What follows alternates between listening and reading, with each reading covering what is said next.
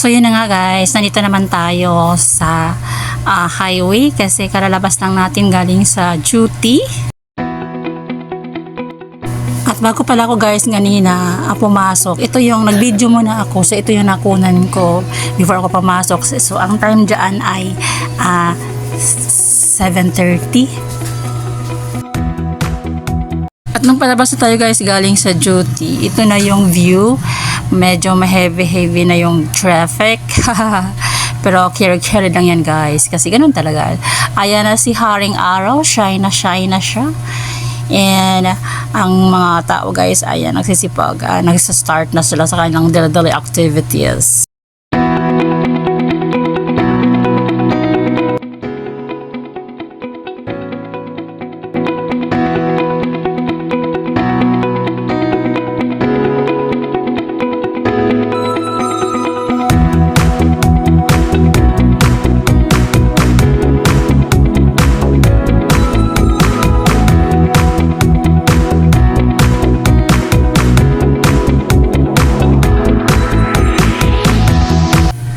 So pababa na tayo dito guys sa Hagnanan kasi papunta tayo doon sa kabila dahil doon tayo sasakay papunta sa ating jeep na sasakyan papuntang Pitex. So medyo mahaba-haba na yan guys ang mga nakapila din dyan kasi dito banda ay may pilahan din dito sa kanan. Kailangan ko pang tumawid doon sa kabilang linya, so kailangan kong tawid lang tayo guys kasi sa pagtawid ay kailangan careful tayo, maging maingat tayo kasi syempre ay mga maraming sasakyan kasi nga syempre ito ay city, ito ay syudad, so kailangan natin maging maingat sa pagtawid.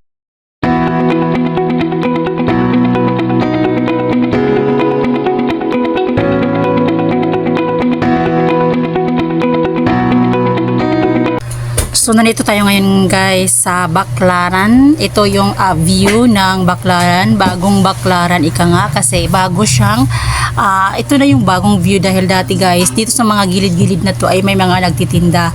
Hindi ganyan kalawak talaga yung daanan. So ngayon medyo malawak na at saka nasa gilid na lang yung mga nagtitinda ng mga ganyan no, yung mga palamig at saka mga kakanin, alam mo na ganyan.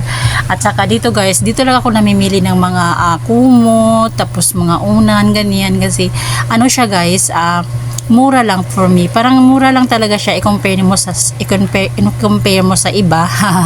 Kasi siguro dahil nga hindi sila masyadong yung place kasi syempre automatic man yan guys, nagbabago talaga ang price. Nagbabago talaga guys ang presyo ng bilihin, depende yan siya sa lugar, right? Time check nito ay 6:15 kasi lalakad pa ako guys doon hanggang doon sa dulo kasi nandun pa yung jeep. So medyo habang naglalakad ako, syempre mag-video muna tayo dito. Kukunan natin ng view yung ating dadaanan para meron naman tayong mai-upload kasi ang tagal-tagal ko na guys na hindi nakapag-upload sa aking channel, kaya ito na guys ang ating latest update. And by the way guys, lagi pala ako nandito sa Baclaran palagi, as in palagi talaga at matik na yan. Syempre dito guys marami talagang mga paninda na gustong gusto ko talaga, dito ako namimili palagi. At saka wala naman yan sa lugar guys, ang importante talaga komportable ka sa iyong mga binibili. So tanyan nyo guys, ang daming mga paninda dyan, lahat lang yan ay affordable. So tinan nyo guys, ganitong oras ang dami nang mga tao na namimili, nagsa-sightseeing. Dito guys, lahat ng gusto nyong bilhin ay mayroon, may ganyan, mayroong mga aton tawag noon guys, yung mga ganyan o mga tawag, ano ba yan ito? Kasi guys, alam nyo ba, yung mga ganito guys, kailan ko munang iano kasi ayan guys, yung mga maleta, so kailangan ganyan kung sino nangangailangan ng ganyan dito kay bili, maganda. At saka yan mga housing ng mga cellphone, ay nako guys, ang guys dito daming mga ano ba yan, yung mga klase-klaseng mga designs kung gusto nyong bumili. Tapos may mga shorts, mga ladies dresses, mga men's pants, lahat na mga utensils, mga kitchenwares. Dito talaga ako namimili guys. So sa mga gusto dito banda, so ito na yung location niya bago, ito na yung itsura niyang bago.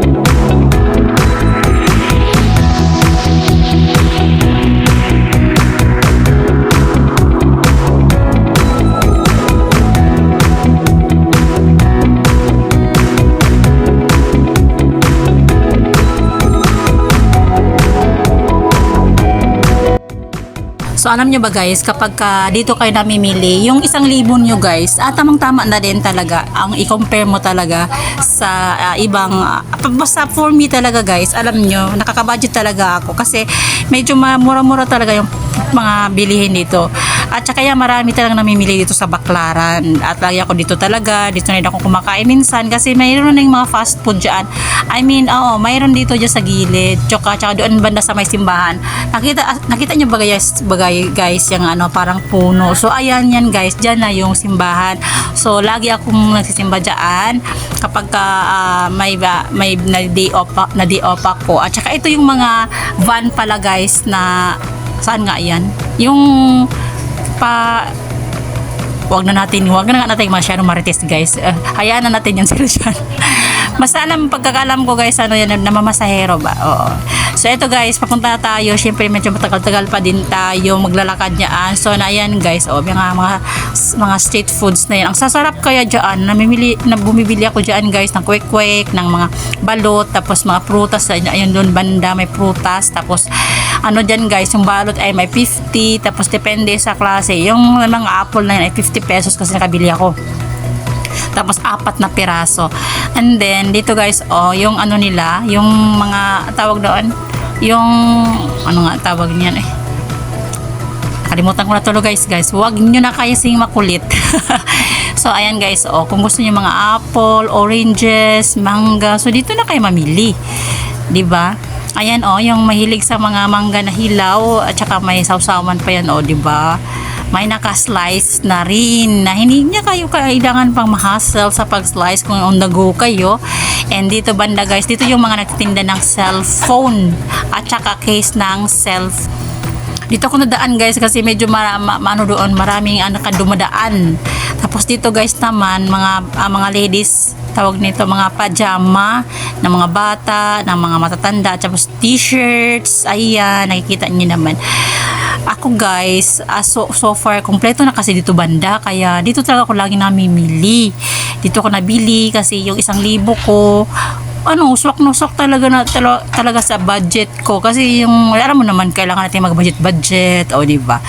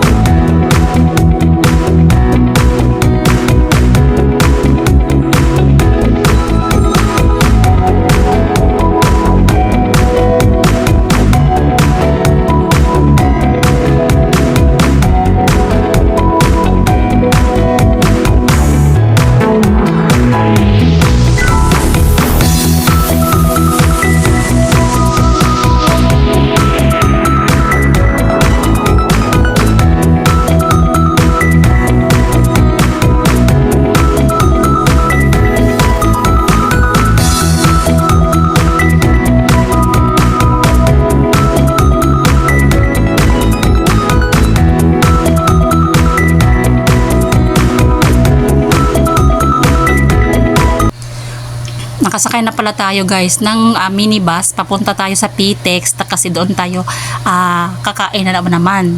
Kasi syempre naggaling ako doon kanina sa Baclaran, nakita niyo naman yung video, Baclaran yun. Pupunta tayo sa PTEX kasi doon na naman tayo kakain. Kasi ang gagawin natin ngayon guys, since day off ko bukas, ito ay I shoot this one Saturday, I mean Friday. So ito guys, nandito na tayo sa PTEX. So sa Chicks and Juicy to siya guys. Wala pa masyadong tao, so ako lang yung nakakumakain kasi gutom na rin ako, kaya nag-order ako ng 1 piece ng chicken at saka ng rice at saka ng soda. And then akyat na tayo guys sa taas kasi punta tayo doon sa McDo kasi meron silang promo. So ito pala guys, yung pilahan ng mga papuntang yung mga bus sa malayo ang probinsya. So dito guys, kaya nakikita nyo yung iba na malalaki yung mga bags, may mga maleta ganyan. Kasi dito, sa second floor ito guys, second floor ng PTEX. So sa second floor kasi nandoon yung mga bus stations para pa province. So ayan, ganyan ang makikita nyo kapag kayo ay namasyal dito. So hinanap ko guys yung McDo. So pagkakalam ko doon siya banda yun eh. Doon pa yun banda. So hanapin ko lang kasi nakita ko guys kasi sa app nila meron silang promo. So abil tayo. Nakikita ko kasi yung BFF nila na price. Mura lang siya guys. Kaya ayan, ito pala. Nandito na tayo sa loob ng McDo. At ang in-order ko lang guys ay ayan, BFF fries. Tapos isang Coke float, McFloat, tsaka BFF fries. At tsaka napunta rin ako sa Watson sandali para meron akong mabili kasi meron akong kailangan. Wala na tayong panggidgid sa ating mga sa ating mga paa. Sa ating mga body char. So ayan guys, ito na 'yon pagkagabihan. In other day, ito na yung view kasi papasok na tayo sa ating duty. So, thank you so much guys for watching and bye-bye.